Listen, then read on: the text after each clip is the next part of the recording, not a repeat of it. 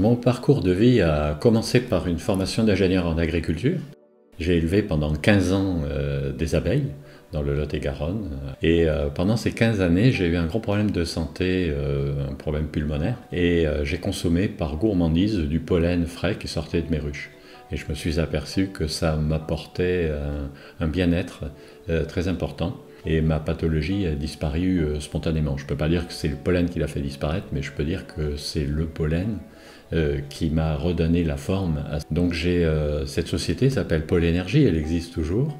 Je l'ai conduite pendant une vingtaine d'années. Ça a été un grand succès puisque j'ai vendu ma société, il y avait 20 salariés, on traitait 60 tonnes de pollen qui sont vendus en diététique, qu'on peut trouver encore dans tous les magasins diététiques. Mon parcours de vie est très lié aux abeilles, puisque à Pôle Énergie, j'ai fait des études scientifiques avec un chercheur sur le rôle du pollen, comment ça agissait sur la santé, comment la propolis pouvait agir sur la santé en détoxifiant l'organisme, etc.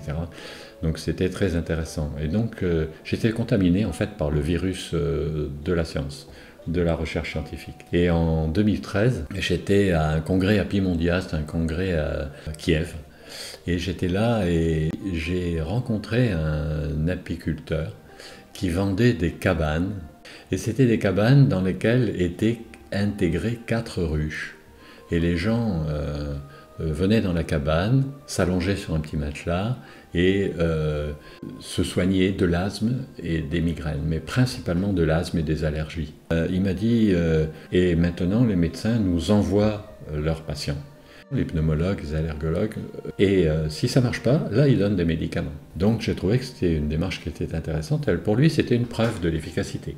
Alors il m'a dit, c'est simple, les plantes tirent du sol l'énergie tellurique, et avec leurs fleurs vont donner cette énergie tellurique aux abeilles qui les butinent, qui ramènent cette énergie à la ruche et qui retransmettent au patient qui est allongé dans la cabane sous forme vibratoire toute leur énergie. Donc j'ai trouvé que c'était très beau. Une partie de mon cerveau a admiré cet argumentaire. Mais après, l'autre partie, plus scientifique, est revenue à la charge. Et je me suis dit, non. Là, il y a des molécules, il y a une action qui est moléculaire, qui est peut-être même pharmacologique. Donc quand je suis rentré de Kiev, avec la faculté de Bordeaux, j'ai démarré un petit programme de recherche pour voir ce qu'il y avait dans l'air des ruches. Donc avec un petit système de pompe d'aquarium, j'ai fait barboter l'air qu'on prélevait sur une ruche dans différents solvants que j'apportais à la faculté de Bordeaux. Et on a fait des analyses en chromato en phase gazeuse avec spectro de masse. Et donc on a pu identifier 11 molécules. 11 molécules qui étaient hyper présentes dans cette aire des ruches. On s'est aperçu que c'était des phéromones venant des abeilles. Et là, j'ai pris conseil auprès de Yves Lecomte à l'INRA parce que je savais qu'il travaillait sur les molécules volatiles de la ruche. Je lui avais fourni avec Pôle Énergie du pollen qu'il avait utilisé pour ses recherches.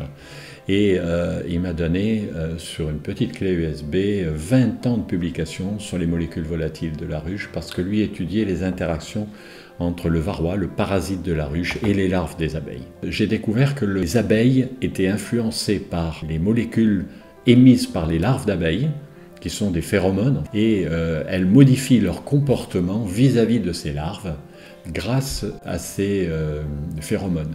Et j'avais le nom, la formule chimique de ces molécules, et je suis allé sur les banques de données scientifiques de ces molécules.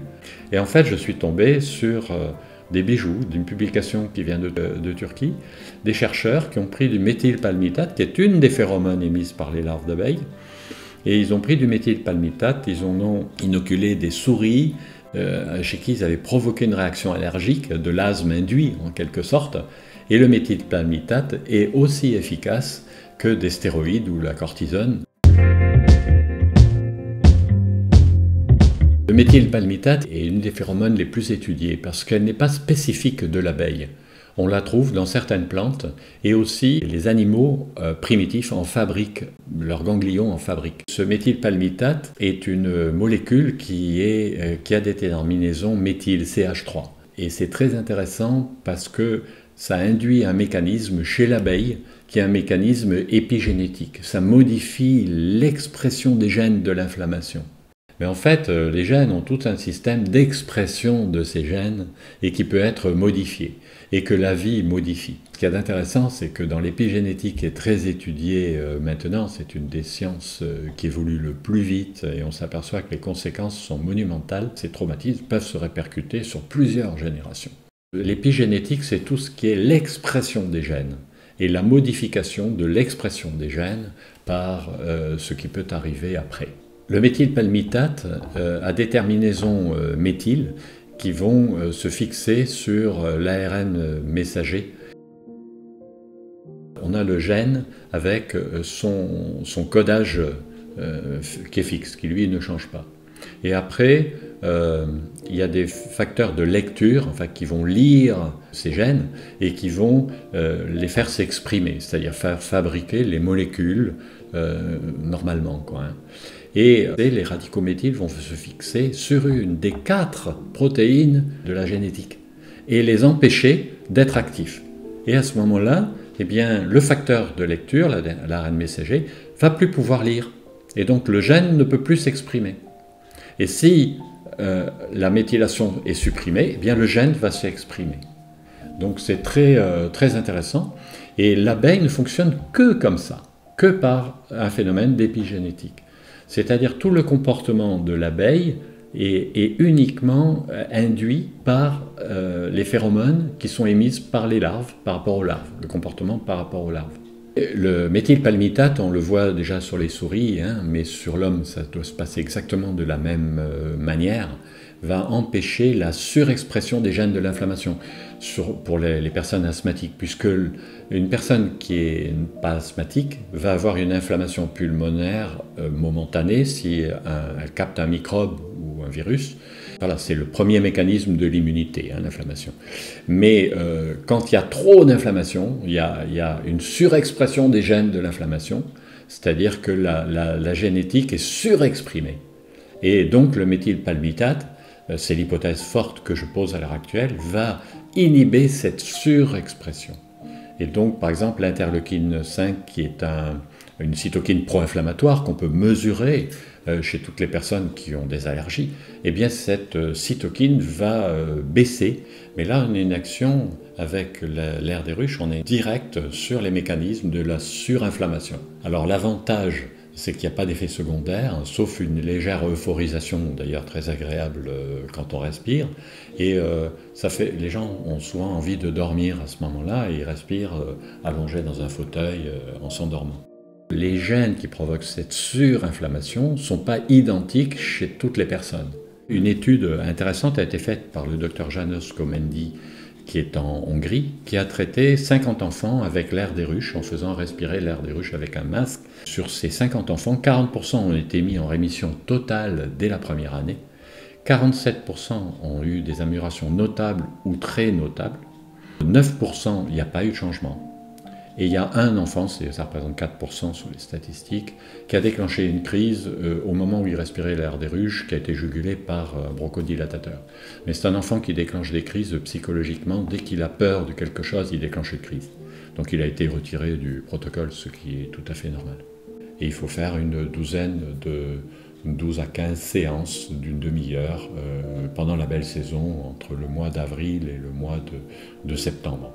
Parce qu'il est évident qu'en hiver, comme il n'y a plus de larves dans la ruche, eh bien, il n'y a plus d'effet.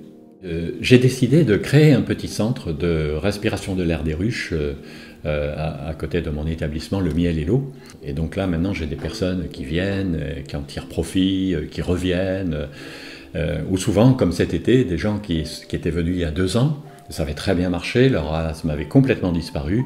Ils sont revenus cet été pour faire une cure de nouveau et ils m'ont dit, là, on revient tous les ans.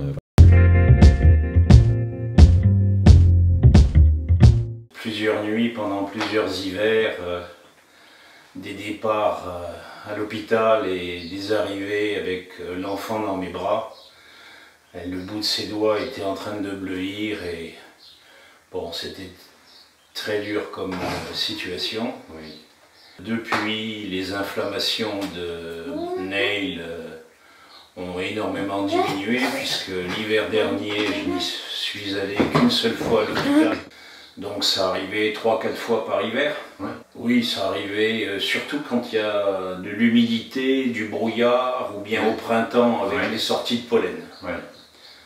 Bon, et puis j'ai découvert le miel et l'eau par hasard sur Internet. Ouais.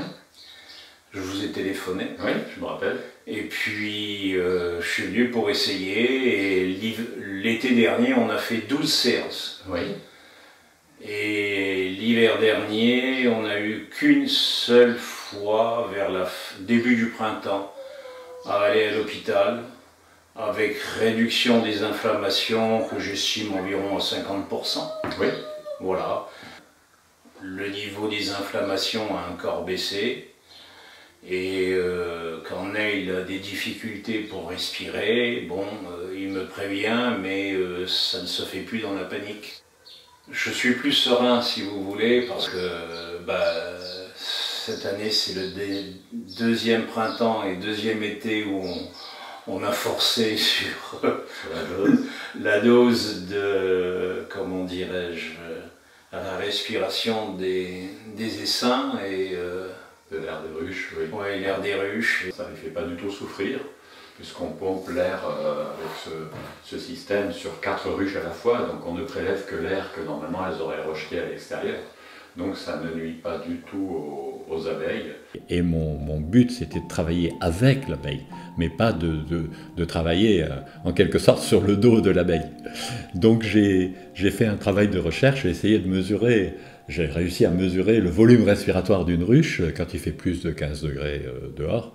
Et j'ai décidé qu'il fallait prélever l'air sur au moins 3 ruches.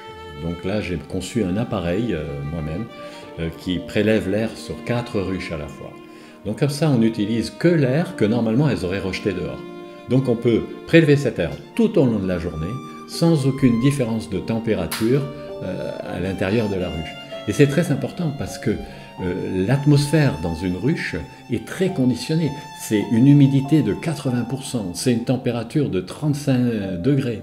Et c'est une saturation en phéromones qui est l'ordre que donnent les bébés aux ouvrières pour qu'elles les soignent. Donc c'est un écosystème qui est très fragile et qui est très maternel en fait, puisque toutes les ouvrières sont des femelles, quoi, hein. Donc c'est quelque chose qui est magnifique et je voulais surtout ne pas nuire à ce système. Tu viens au miel et l'eau pour respirer l'air des ruches. Oui. Et tu as de l'asthme donc. Depuis combien de temps? Depuis mes 2-3 ans.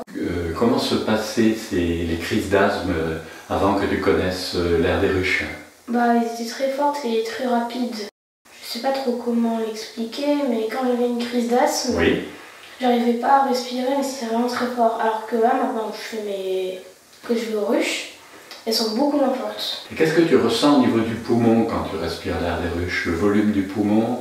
Ça s'agrandissait un peu. Avant, on pouvait dire que c'était comme ça, ouais, et après ça s'agrandissait. Tu as l'impression que ton poumon est plus grand. Les personnes qui viennent respirer l'air des ruches ici, je les mets en garde de ne pas changer leur traitement médical de fond. Ce traitement de fond, c'est le traitement avec des stéroïdes, des corticoïdes, la cortisone, quoi, en gros. Et il ne faut surtout pas qu'ils arrêtent ces traitements, parce que ça, c'est que le médecin qui peut arrêter ces traitements. D'ailleurs, il ne va pas les arrêter, il va les réduire progressivement, parce qu'il y a des protocoles d'arrêt du traitement si l'air des ruches fonctionne. Et ça ne va pas du tout empêcher l'air des ruches de fonctionner, parce que l'air des ruches a agi au niveau épigénétique, donc en amont de la pathologie. Et les facultés, les CHU de Belgique, de Charleroi, sont très intéressés pour faire des études. Mais il faut du financement pour ça. J'ai monté un centre là-bas avec un collègue apiculteur qui peut recevoir des patients aussi à Charleroi.